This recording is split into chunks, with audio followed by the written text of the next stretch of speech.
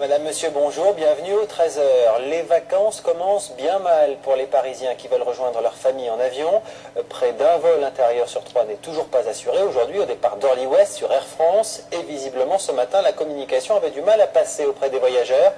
Reportage Caroline Thébault, Stéphane Guillemot. Le 13h est annulé. J'ai pas cette information. C'est souvent la même réponse, entraînant les mêmes réactions chez les passagers. À quelle heure vous deviez partir? À 8 heures. Et on n'est pas sûr de partir. Donc nos vacances, on va les passer à l'aéroport. Ce qui est très compréhensible, c'est que les gens qui ont réservé à 11 heures partent à 11 heures, alors que ceux qui attendent depuis 3 heures restent là à attendre comme des imbéciles. Sur une semaine, un jour en moins, ça compte. Hein. Voilà. On se déplace à 5, c'est toute une expédition avec le bébé, les enfants, les valises. Des valises chargées de précieux cadeaux difficiles à acheminer ce matin.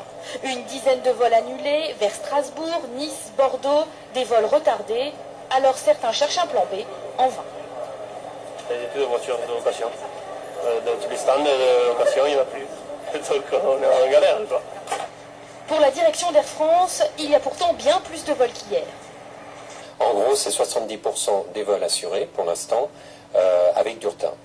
Mais la CGT d'Orly conteste les prévisions de la direction. Ce ne sont pas 30% des vols qui sont annulés, mais c'est plutôt de l'ordre de 50%.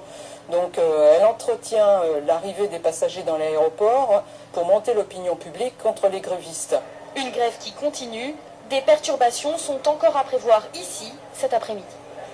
Et les perturbations devraient se poursuivre demain aussi, en tout cas au moins jusqu'à 15h. C'est ce que viennent de décider les salariés de la CGT lors d'un vote en